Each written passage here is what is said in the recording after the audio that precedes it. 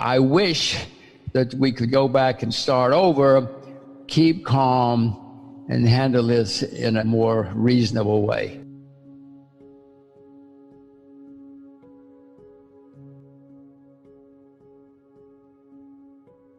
The politicians are printing staggering amounts of money, spending staggering amounts of money.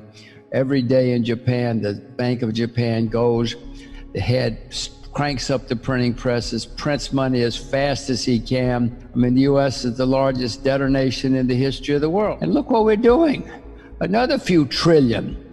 I mean, I feel sorry for everybody in the U.S. I feel sorry, my kids, young people in the U.S., Robert, I don't know how they're gonna cope. In 1920, the UK was the richest, most powerful country in the world. There was no number two. And then they started doing the same thing. You know, they went nuts, and now the UK is not even in the top 20 anymore.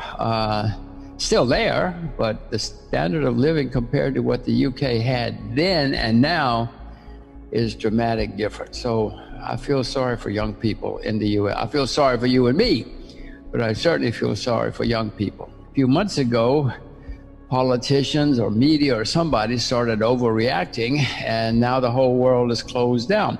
Sometimes the cure is worse than the disease, and that's what seems to be happening now, if you ask me.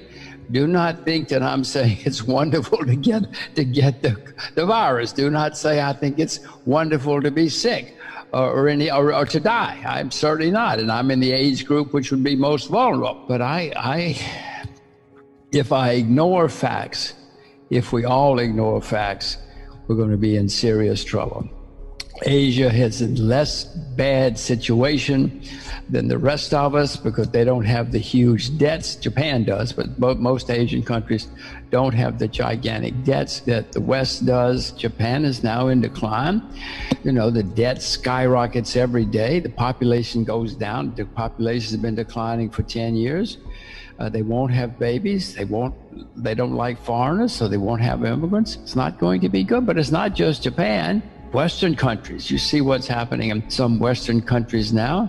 Even Germany, Robert, even German cities, some of them are in trouble now. Yeah, we worry about Illinois. Germany, you know, when I was a kid, there was nothing sounder than Germany or Switzerland. Now they're both going nuts. So do you have any words of wisdom or prophecy or encouragement? Or I will say that people should not listen to other people. They should only invest in what they themselves know a lot about. I've been buying gold and silver again for a few months now. I own a lot of US dollars.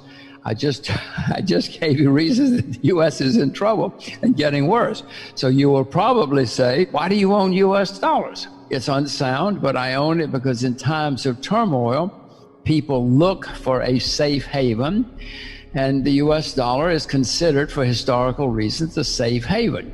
And then you look around and not going to buy the euro or the pound or other things. So I own a lot of US dollars. It's going to get overpriced. It might turn into a bubble, at which point I hope I'm smart enough to sell and put my money somewhere else. You know, looking at the world from where you see it today in the world economy, do you have any suggestions on how a person prepares for this brave new world we've just entered? What they need to do is become knowledgeable about what's going on. You must, in 2020, become knowledgeable about what's happening out there.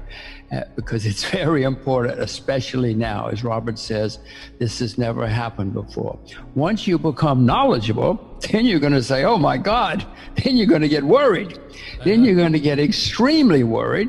And once you get extremely worried, then you will start to prepare and get ready.